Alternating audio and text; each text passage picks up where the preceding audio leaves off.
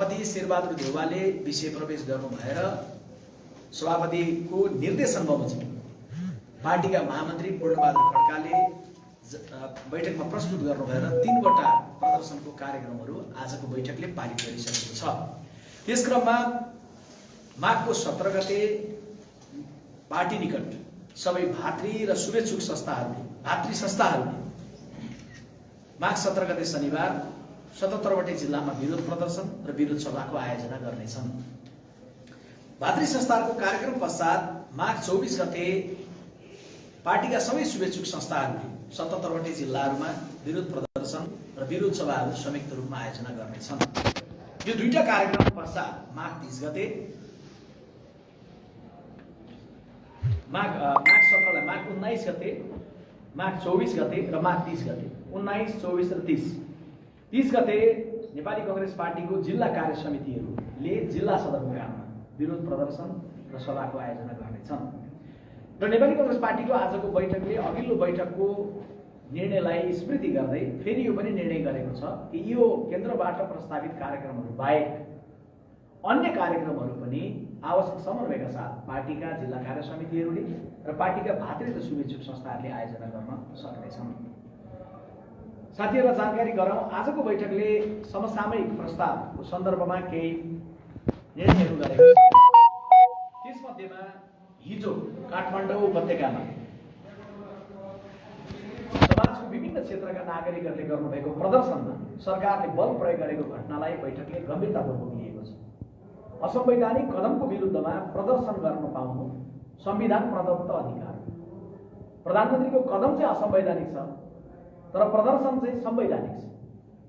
असंवैधानिक कदमको विरुद्धमा प्रदर्शन संवैधानिक रूपले गर्ने अधिकारमा प्रयोग गरिरहँदा लाठीचार्ज गर्नु, अश्रु ग्यास प्रहार गर्नु र पानीको फोहरा प्रदर्शन प्रस्तुत गरेर पानीको फोहराले प्रहार गरेर जनताका आवाजलाई रोक्नलाई गर्ने प्रयत्नलाई नेपाली कांग्रेसको बैठकले गम्भीरतापूर्वक लिएको छ। यसमा विरोध प्रकट गरेको छ र नेपाली कांग्रेस केन्द्रीय कार्य समितिको आजको बैठकले सबै घाइतेहरूको शीघ्र स्वास्थ्य लाभको कामना गर्दै हिजोको प्रदर्शनमा गरिएको दमन जे हो त्यसलाई निन्दा र बत्सर्ना आजको बैठकले गरेको छ।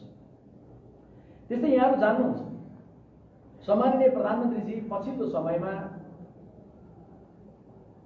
प्रधानमन्त्रीको मर्यादा नसुहाउँदो अभिव्यक्तिहरू राखिरहनु भएको छ। उहाँले हरेक दिन जस्तो गर्ने सम्बोधनमा आफूसँग असहमतलाई हरेक वर्ग, क्षेत्र, समुदायलाई आलोचना गर्ने मात्रै, आलोचना त स्वाभाविक हो, तर तिक्त ढङ्गको टिप्पणी गर्ने, अपमान ढङ्गको टिप्पणी गर्ने विषयलाई पनि आज केन्द्रीय कार्य समितिको बैठकले गम्भीरतापूर्वक लिएको छ। प्रधानमन्त्रीजीको गम्भीर अभिव्यक्तिमा, आपत्तिजनक अभिव्यक्तिमा संसद विघटनको विरोध गर्नेहरू देश विरोधी हुन् भन्ने अभिव्यक्ति अत्यन्तै अनुचित र अत्यन्तै अलोकतान्त्रिक हो भन्ने ठहर केन्द्रीय कार्य समितिको आजको बैठकले गरेको छ। हामी जान्दछौँ कि नेपालीहरू जो देशभक्त आफूलाई पटक पटक पुष्टि गरेका छन्, यस्तो प्रतिगमनको कदमको विरुद्धमा उभिने कर्म चाहिँ देशभक्तिपूर्ण कदम हो। यस्तो प्रतिगमनको विरुद्धमा उभिएर लोकतन्त्रलाई सुरक्षित गर्ने अभियानमा सामेल हुनु चाहिँ एउटा देशभक्तिपूर्ण कदम हो भन्ने हामी ठान्दछौँ। त्यसैले प्रधानमन्त्रीजीले असंवैधानिक कदमको विरुद्ध उभिएकालाई, संसद विघटनको विरोध गर्नेहरूलाई देश विरोधी हो, देशद्रोही हो भन्ने खालको अभिव्यक्ति अनुचित पनि छ, अलोकतान्त्रिक छ, आपत्तिजनक छ।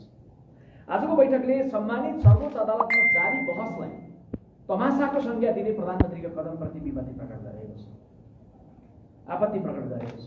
वरिष्ठ अधिवक्ता कृष्णप्रसाद भण्डारीले 94 वर्षको उमेरमा उभिएर सर्वोच्चमा बोल्दै गरेको विषयमा उहाँलाई अपमानित गर्ने ढङ्गले बोलेको कुरालाई बैठकले गम्भीरतापूर्वक लिएको छ। त्यस्तै आफ्नो आलोचना गरेर लेख्ने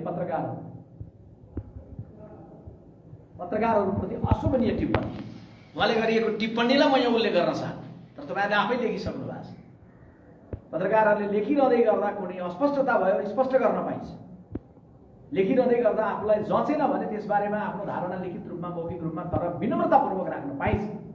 तर पत्रकारहरूप्रति अशोभनीय ढङ्गले यो यसरी चाहिँ आलोचना गर्नेहरू, यसरी लेख्नेहरू यता जान्छन् भनेर स्वर्गभन्दा विपरीत कुराको उहाँले आफ्नो शब्दमा प्रकट गर्नुभएको छ र त्यो टिप्पणीलाई केन्द्रीय समितिको आजको बैठकले अशोभनीय टिप्पणी भनेर ठहर गरेको छ। आफूसँग असहमत सबै थरीप्रति उहाँको तिक्त टिप्पणीले प्रधानमन्त्री पदको गरिमा राख्न वर्तमान प्रधानमन्त्री असफल बन्नुभएको निष्कर्ष पनि आजको केन्द्रीय कार्य समितिको बैठकले निकालेको छ। आदरणीय साथीहरू, राष्ट्रिय राजनीतिको विषय, आन्दोलनसँग सम्बन्धित विषय, कार्यभार आन्तरिक जीवनसँग सम्बन्धित छ। त्यसैले नेपाली कांग्रेस केन्द्रीय कार्य समितिको आजको बैठकले नेपाली कांग्रेसको स्थानीय तह पुनर्संरचनाको अन्तरिम व्यवस्था सम्बन्धी निर्देशिका 2076ले व्यवस्था गरेको बमोजिम नयाँ संघीय संरचना अनुरूप पार्टीको स्थानीय सांगठनिक संरचनालाई समायोजन गर्नका लागि केन्द्रीय कार्य समितिको निर्णय बमोजिम केन्द्रीय निर्वाचन समितिलाई जिम्मेवारी प्रदान गरिएकोमा 74 जिल्लामा समायोजनको कार्य पूरा भएर केन्द्रीय कार्य समितिलाई 77 महिना 3 लिखित जानकारी गराएकोमा केन्द्रीय कार्य समितिले निर्वाचन समितिलाई हार्दिक धन्यवाद ज्ञापन गरेको छ। त्यस्तै सप्तरी, बारा र सिन्धुपाल्चोक 3वटा जिल्लामा समायोजन बाँकी रहेको तथा समायोजन कार्य सम्पन्न भएपछि पुनरावलोकनका लागि सिरा, धनुषा, महोत्तरी, रौतहट, सर्लाही, पर्सा, बाँके लगायतका केही जिल्लाहरूबाट निवेदन प्राप्त भएको र केही स्थानको पुनरावलोकन उप समेत निर्णय गरी समायोजन सम्बन्धी बाँकी सम्पूर्ण कार्य केन्द्रीय निर्वाचन समितिबाट नै सम्पन्न गर्ने गरी केन्द्रीय निर्वाचन समितिलाई आग्रह पनि बैठकले गरेको छ। आजको बैठकले नेपाली कांग्रेस पार्टीका केही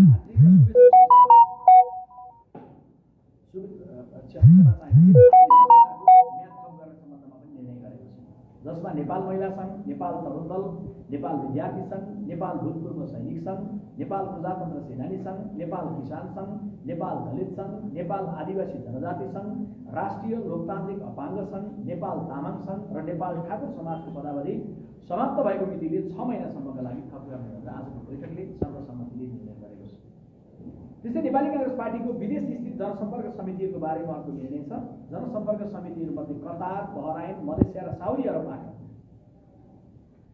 पार्टीको विधान र नियमावली बमोजिम आवश्यक प्रक्रिया पुर्याई क्रियाशील संस्थाको नयाँ नवीकरण तर्फको नामावलीको सूची र सो बापतको सदस्यता शुल्क समेत दाखिल हुन आएकोले ती जनसम्पर्क समितिहरूबाट प्राप्त क्रियाशील सदस्यताहरूलाई बैठकले स्वीकृत गरेको छ। त्यस्तै नेपाली कांग्रेस पार्टीको विदेशमा यहाँहरू जान्नुहुन्छ कि विदेशमा रहेका नेपालीहरूको बीचमा संगठन निर्माणको क्रम चलिरहेकै छ। त्यस क्रममा माल्टामा रहेको युरोपमा लोकतन्त्रवादी नेपालीहरूको सक्रियतामा जनवरी 25, 2020मा नेपाली जनसम्पर्क समिति माल्टा भनेर उहाँहरूले तयारी गर्नुभएको विषयलाई नेपाली कांग्रेस पार्टीको नियमावलीको 2076को नियम 21 को 1 बमोजिम त्यसलाई मान्यता प्रदान गर्ने, आबद्धता प्रदान गर्ने भन्ने नियमावलीको 21(2) बमोजिम पार्टी केन्द्रीय समितिले निर्णय गरेको छ। त्यस्तै नेपाली कांग्रेसको विधान र नियमावलीको व्यवस्थासँग नबाजिने गरी तयार गरी नेपाली जनसम्पर्क समिति युएईको सम्मेलनबाट स्वीकृत विधानलाई अनुमोदन गरिदिनका लागि नेपाली जनसम्पर्क समिति युएईबाट प्राप्त विधानलाई नेपाली कांग्रेसको विधान 2017 संशोधन सहितको धारा 14(3) बमोजिम स्वीकृत गर्ने निर्णय बैठकले गरेको छ।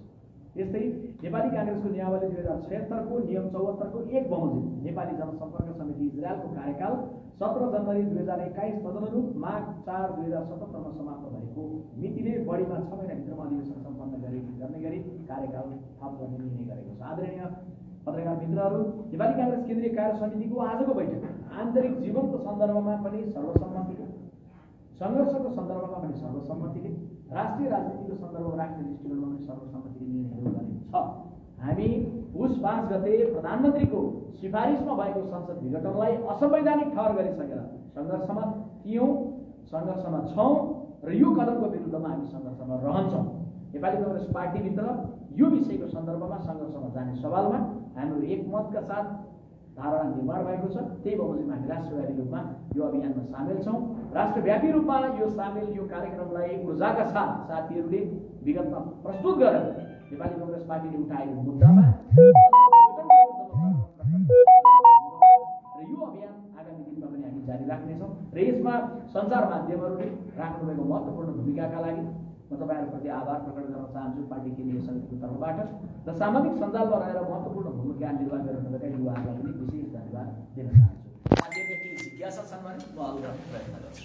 प्रदेशको सन्दर्भमा चाहिँ केन्द्रीय कार्य समितिले चाहिँ एक खालको नीति केन्द्रबाट नै के अरे तय गर्ने भन्ने खालको थियो। आजको बैठकले अब 2वटा प्रदेशमा अविश्वासको प्रस्ताव टेबल भइसकेको अवस्था छ र त्यो प्रक्रियामा गइराख्दा पार्टीले यसको बारेमा के कस्तो चाहिँ छलफल भयो र नीति कस्तो लिन्छ त्यसको बारेमा चाहिँ हामीले पार्टी पदाधिकारी बैठकमा छलफल गरिसकेका छौँ। एक दोस्रो सम्बन्धित प्रदेशका केन्द्रीय सदस्य प्रदेश 1मा को प्रदेश सभामा आएको अविश्वास प्रस्तावको सन्दर्भमा प्रदेश 1कै केन्द्रीय कार्य समितिमा रहनुभएका साथीहरू र प्रदेश 3को सन्दर्भमा प्रदेश 3बाटै केन्द्रीय कार्य समितिमा रहनुभएका साथीहरूको अलग अलग बैठक पार्टी सभापति एवं वरिष्ठ नेताको उपस्थितिमा हामीले सङ्कलन गरेका छौँ र यसबारेमा हाम्रो सहमतिपूर्वक नेतृत्व तहमा सहमतिपूर्वकै हामी के धारणामा छौँ भने एउटा ठिक समयमा हामी निर्णयमा पुग्छौँ। अहिले यसले संसदको प्रक्रियाबाट एउटा परिपक्व भएर ठिक जुन बिन्दु आइपुग्छ नेपाली काङ्ग्रेस पार्टी आफ्नो निर्णयका साथ प्रकट। त्यो केन्द्रले त्यसको माथिबाट निर्देशन दिन्छ कि संसदीय दलले नै त्यो खालको निर्णय लिन्छ उपयुक्त समयमा, कि केन्द्रबाट नै उपयुक्त समयमा माथिबाट चाहिँ एक खालको नीति बनाएर तलबाट निर्णय हुन्छ, या चाहिँ तलबाट नै नीति र निर्णय तलबाटै गर्छ? यो पनि प्रश्न पारिदिनु।